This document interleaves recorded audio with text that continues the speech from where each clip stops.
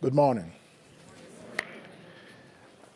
I think certainly in the annals of US engagement with Africa, we must add a new paradigm, and that is the Camden Conference paradigm.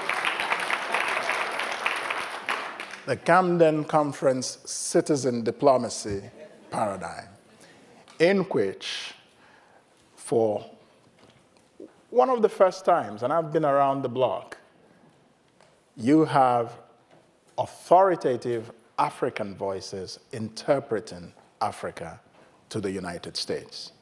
And I'd like to really raise my hand to my colleagues who've spoken at this conference, Ofebia, Ka, Vemba, Ali, and so many others, for a wonderful, wonderful contribution.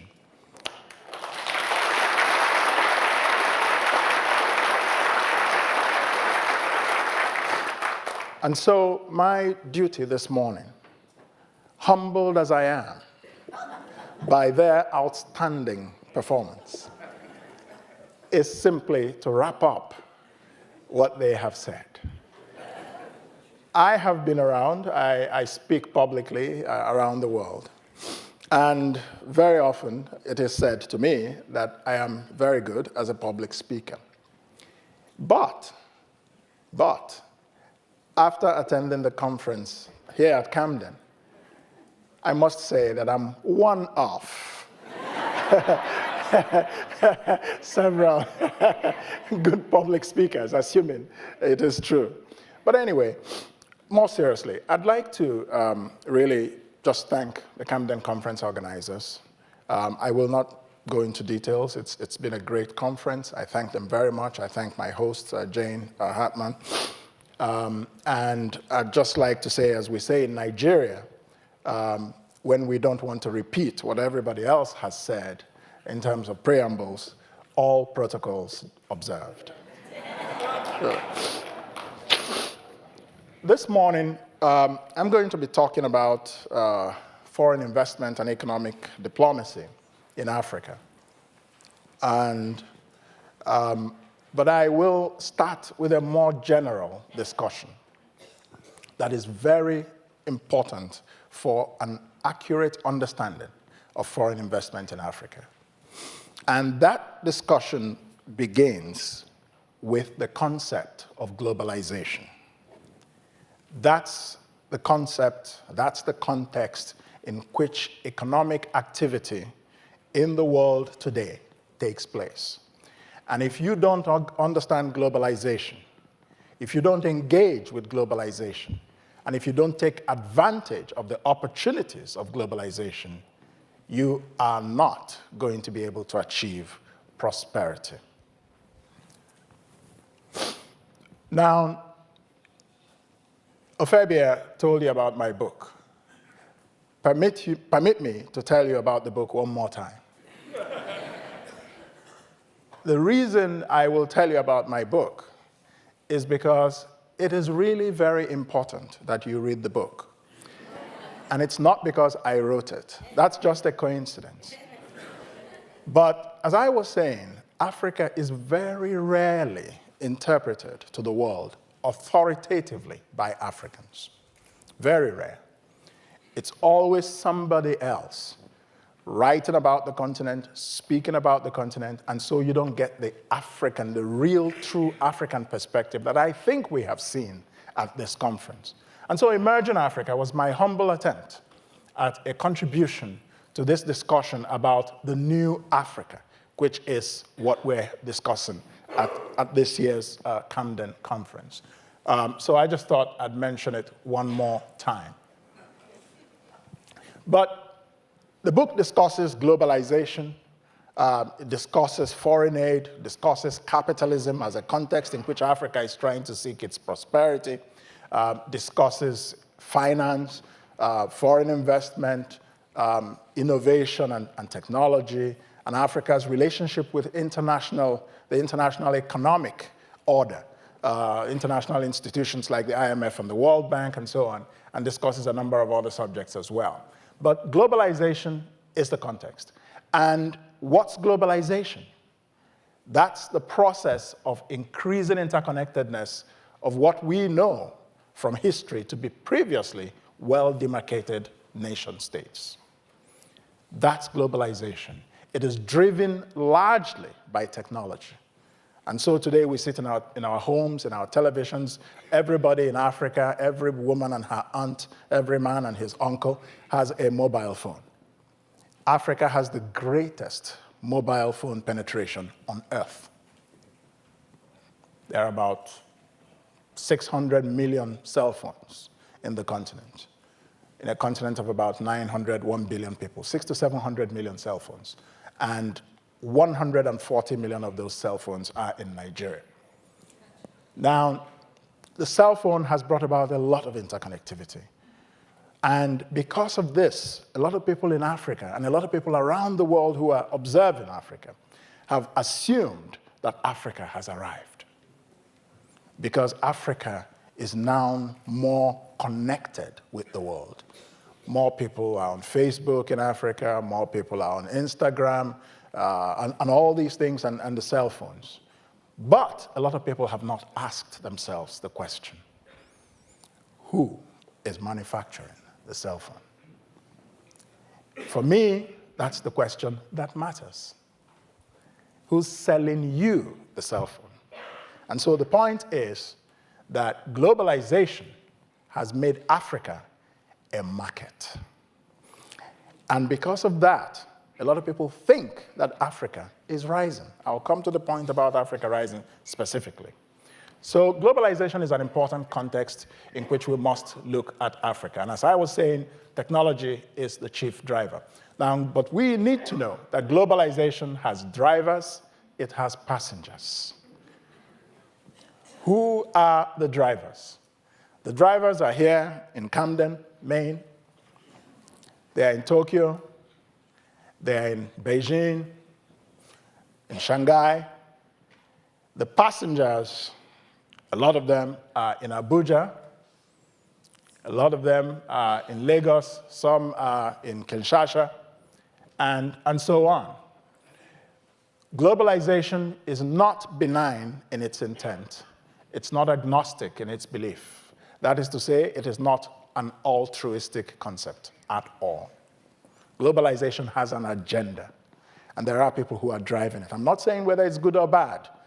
I'm just saying that we need to understand it for what it truly is. So, and what is it that is behind globalization? It is what I call global strategic intent. The intent to dominate the world, whether it's especially economically. So, because that's what creates the wealth of nations. It's that strategic intent to dominate. And so when we're discussing the new Africa, if we're not discussing Africa from this perspective of whether or not Africa has global strategic intent to become, if not a dominant player, at least a self-sustaining one. If you're not discussing Africa in that context, then you're dumbing down Africa. That's the point. Is Africa rising? I say not really. Not really, because Africa is not engaging the world on its own terms. Africa is engaging the world on everybody else's terms except its own. And I'll talk a little bit about this when I come to foreign investment specifically, because foreign investment is a very important aspect of globalization.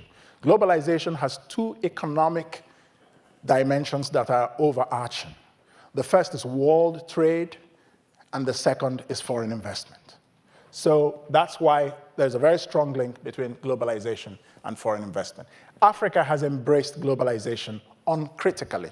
We assume it's a wonderful thing because we have our cell phones and we have our apps, and so everybody is with it. And so we're just going with the flow. Nobody's really, thinking, nobody's interrogating globalization. But I say, and of course, even though we are embracing globalization uncritically, of course, we know that some important evolutionary changes have taken place in the continent. And we've discussed this all of this conference, including, of course, the problematic application of democracy in the continent. Everybody in Africa is now a Democrat. But when you actually put your eye into the water, as we say in Nigeria, and look at the matter, you will wonder whether it's all democracy or whether it's just that them so crazy. Now, I agree, and I believe that for you to rise, for a continent to rise, that continent or that country must have its economies based on competitive production. That's the point, and that's the standard that we must pursue for Africa. Don't have a different and lower standard for Africa than you have for Asia, than you have for America, than you have for Europe. That's the point. So Africa's economies today, they're primarily consumerist, and they're primarily commodity driven. Africa is developing a very strong mall culture, new malls opening up everywhere in the continent. You come to Kenya, you come to Nigeria, you go to everywhere, malls, malls, malls. Everyone in Africa is a shopper. So Africa is becoming the world's market, but is it the world's factory?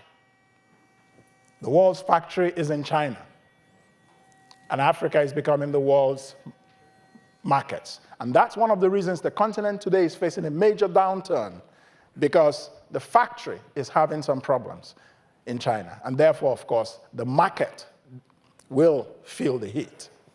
So, can Africa rise? Of course, it can. But Africa can only rise on one condition, and that's my most important fundamental contribution to this conference. And that is that Africa can only rise if its countries develop strong and coherent worldviews. Everybody must have a worldview. I never leave home without mine. It's like my American Express card. And when you deal with me, just 15, 20 minutes, you will see my worldview. And I have no apologies to offer.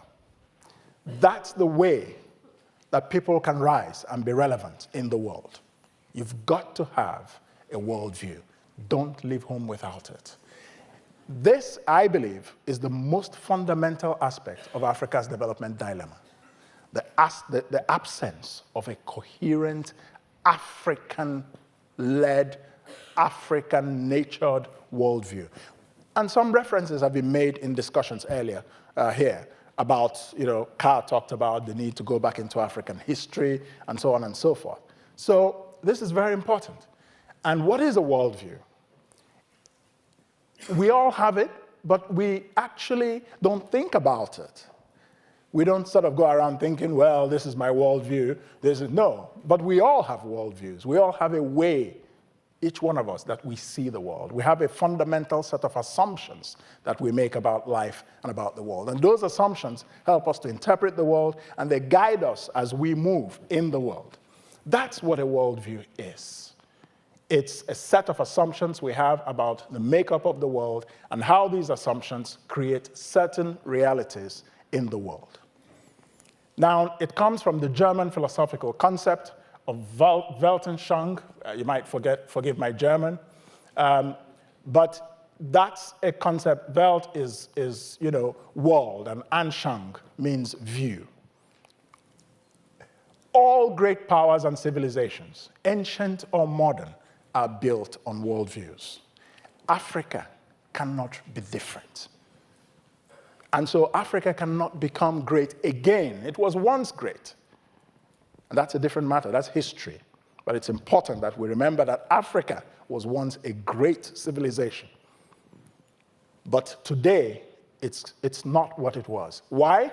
Because others with worldviews overtook Africa. Worldviews are very subjective. It doesn't matter. But if it is consistent enough, if it's coherent enough, if it's applied scientifically enough, it will create objective realities, one of which was slavery.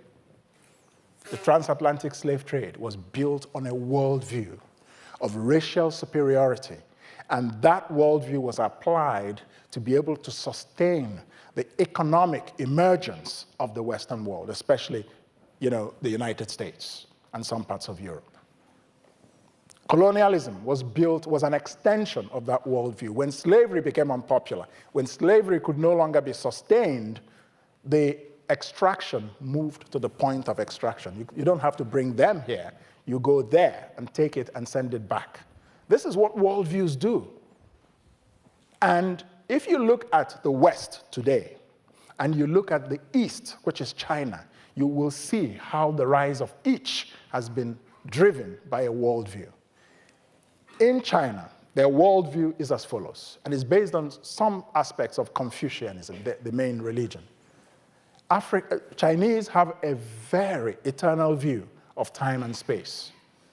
Chinese believe in stability as an end in itself, and therefore, the community is much more important than the individual. This is the Chinese and broadly Asian worldview. The West has a very different worldview. It's a worldview that is based on individual liberties. It's a worldview that is, and those individual liberties gave rise to institutions and the protection of human rights. And it's a worldview that is built on scientific rationalism. That gave rise to innovation. So you see how the West became rich, how the Chinese became rich. And you see the connection with this philosophical foundation. It's very important. And that is why I think that Africa must have it, and that our societies must be able to be organized and to be inspired by worldviews. All that brings me to what we're talking about now, and that is Africa as the last frontier, foreign investment in Africa. The world now sees Africa as, quote unquote, the last frontier. But whose last frontier is it? It's certainly not mine. It's my first frontier. That's my first frontier. And so, if you don't have a world view, you would not even think about the meaning of that phrase, the last frontier. But that's one of the reasons I wrote the book, to discuss this so-called last frontier from the perspective of the inhabitants and the natives of the last frontier, and what is in the interest of the people who make up this last frontier. Now, foreign investment in Africa, everybody says foreign investment is going to Africa, foreign investment is going to Africa. That's true. There's a lot more interest in Africa. Africa is emerging in the global economy, without doubt. But let's also look at the reality and compare it with what happens elsewhere. Africa still accounts for just 4% of global foreign investment. In other words, there is a lot more noise about foreign investment in Africa than actual foreign investment in Africa. It's very important to know this, that the enthusiasm for investing in Africa is more than the actual quantum of investments that have gone into Africa. So very important. Now, it's also very important to understand that most Africa-bound investment is in extractive industries, not necessarily in the places where it would have transformational impact. For example, in education, as Jennifer said. So when we're talking about foreign investment, you have a lot of African countries today, a lot of African presidents. They're running around the whole world saying, we're looking for foreign investment. And I just laugh. I just laugh. Because this is not the way to go about it. What type of foreign investment are you bringing? Somebody's bringing a mall so you can spend your money. And you say you found foreign investment, and that's why you've been perambulating around the world rather than sitting at home and governing your people properly.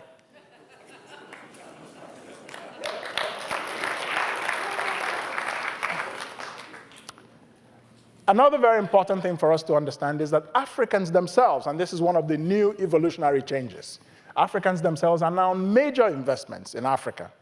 So we have a lot of African companies like Dangote Group. Dangote is a Nigerian who's the wealthiest man in Africa.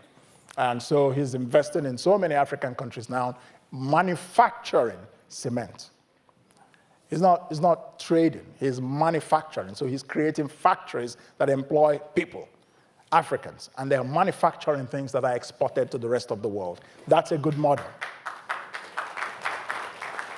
You've got MTN, the telecommunications, the South African telecommunications group. So these are major investors in African countries. By the way, a number of American companies are increasingly beginning to come into Africa. Walmart is coming into Nigeria. If you don't know Walmart, you don't know anything else. I shop there. I'm very proud to say that. And I buy things there cheaper than I would buy them elsewhere. And they look just as nice.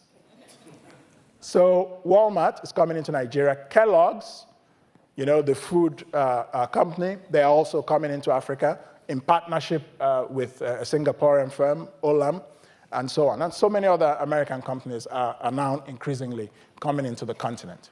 Now, what is the attraction to Africa for foreign investment? The first attraction, of course, is that it's the inevitable consequence of globalization.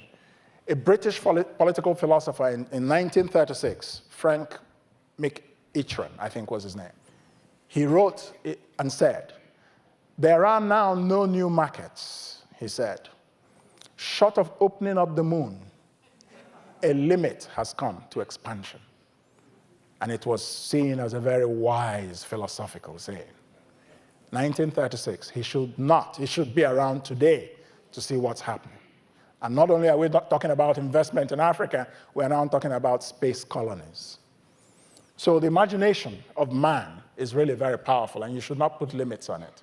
The second reason is that geopolitics, geoeconomics, and geostrategy is a major driver of foreign investment in Africa, specifically the rise of China.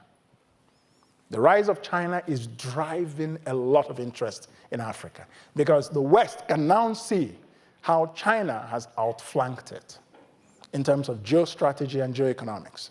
They were afraid of going into Africa to invest and do business. The Chinese have come in and undertaken pretty much a second colonization of the continent.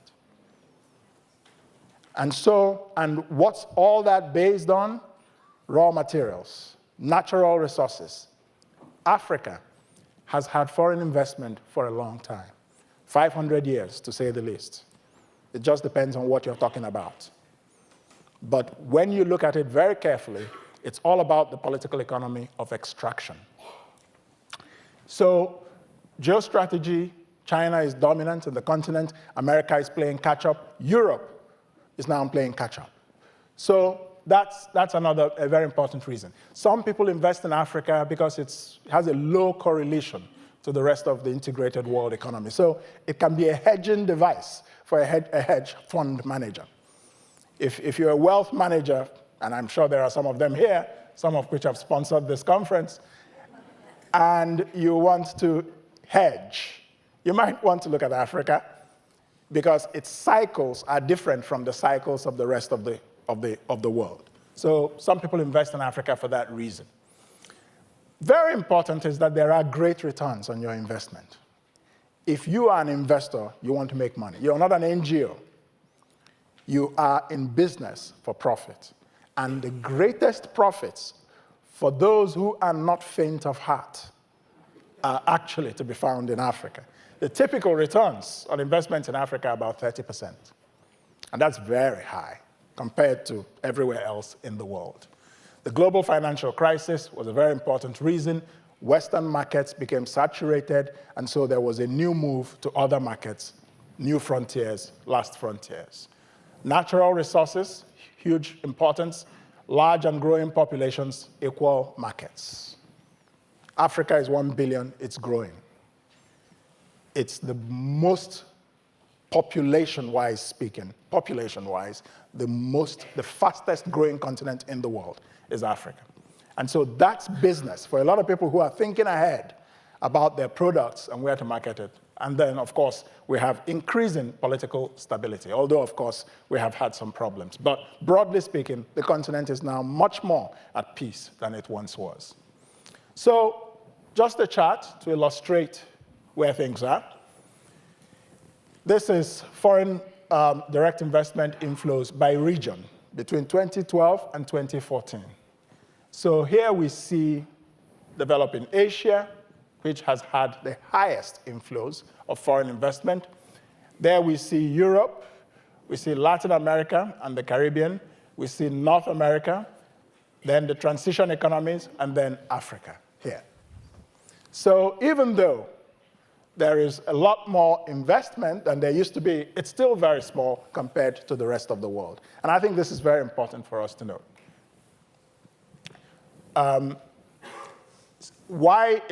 Let's see how attractive Africa is to investors. We see that in 2011, about 7 other regions were more attractive than Africa. In 2012, Africa's attraction increased. In 2013, it stayed the same. In 2014, it shot up dramatically to become the second most favored investment destination in the world. And then in 2015, it dropped slightly. But what this shows is a certain trajectory of increased investment. Right now, of course, the continent is having some problems because of the global downturn and China's slowdown. These are the top 15 African countries by FDI investments. You will see countries like Nigeria, South Africa, Ghana, Morocco, Egypt, Ethiopia, Uganda, Kenya, Tanzania, Zambia, Mozambique. Most foreign investment in Africa goes to these countries. So I thought it was important to show that, to give a certain flavor of what's happening in the continent. And these are, the sources of FDI. Most of Africa's foreign investment now is coming not just Western Europe and basically Asia. Those are the 2 main sources of foreign investment.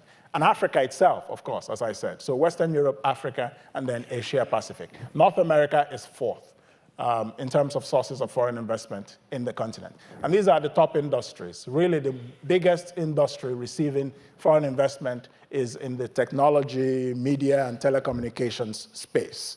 So that's what you'll see there. So that's just to give you a general flavor. Now, when you want to think about investing in Africa, there are a number of obstacles that have held back investments, one of which is the ease of doing business. A lot of people perceive that it's not easy to do business in Africa. And that's true, but many African countries are trying to improve their ease of doing business. And then people think about the risks. There is a perception that Africa is a very risky place. Now, how true this is a different matter, because risk has no address, as we have seen, 1, from the global financial crisis, 2, from the Arab Spring. Because a lot of people used to think, if you want to invest in Africa, go to North Africa, leave sub-Saharan Africa alone. It's very risky. But we've seen events totally upend these perceptions. There's a huge infrastructure deficit. Jennifer talked about this. Transport alone adds 15% to the cost of doing business. Electricity costs add 20 to 30% to the costs of doing business in Africa. And that is why the Power Africa initiative of the Obama administration is very important. But I want to add a caveat. If Africa is waiting and thinking that it's Americans that are going to come and light up the whole continent for them, I'm sorry. They will find out that it will not happen. Because there is no one who has an incentive to light up that continent more than the Africans themselves. So they must be the one driving the whole process. So, but there's a Power Africa Act that has just been signed as law and so on. So then you have issues of policy inconsistency, problems with the rule of law, and security. In Boko Haram and all that. In Nigeria, all the investment that is coming into Nigeria is coming into the southern part of Nigeria. The northern part, where Boko Haram is active, does not, for the past decade, has not received any significant foreign investment. And that's really very sad. But that's the security consideration. Then the final question, and I'll just touch on it very briefly, is the question of whether or not foreign investment actually drives economic growth and development. Because that's the question you have to ask yourself. All these African leaders running around. Obama had this leaders conference that Jennifer talked about. And I'm like, why is Africa the only continent in the world that leaders have Africa conferences for? And every president in Africa will come to Washington. They will come to India. They'll go to China. They'll go to Turkey. They'll go to Japan. Oh dear. What does this show? The absence of a worldview. That's what it shows. You are engaging with the world. You are having encounters with the world with no global strategic intent. You are a passenger. You are invited to join the bus for a photo op, and you very gladly do so. And you come back to your country and say, oh, I was just in Washington with Obama. Do you know that in Nigeria, there is a governor, I shall not mention his name. He came to Washington, shook hands with Obama, and there's a massive billboard in the Capitol. And this is what he's telling his people is one of his achievements. He shook hands with Obama. Oh dear. This is what happens when you have a problem with mental infrastructure.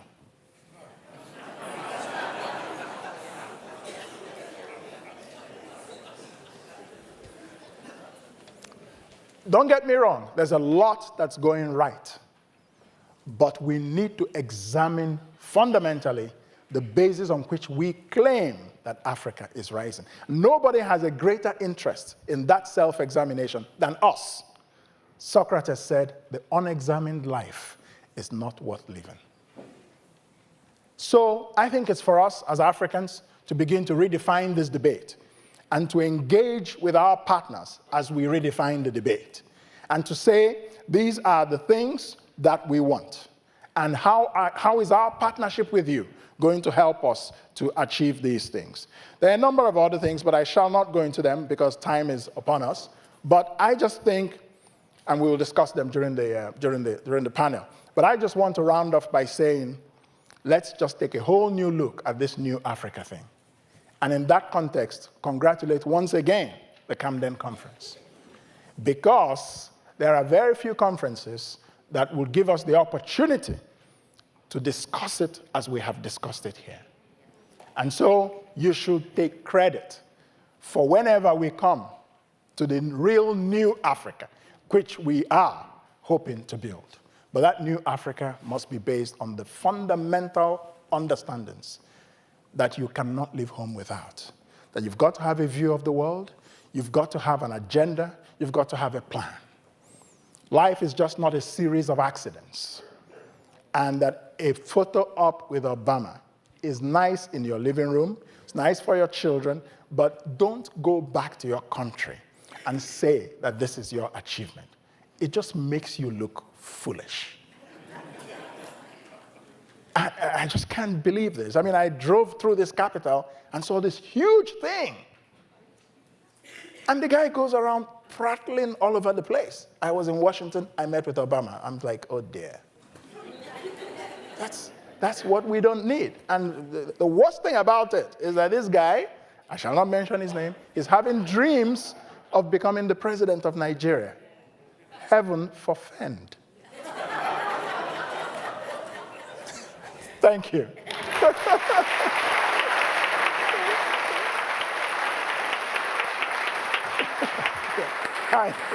Yeah.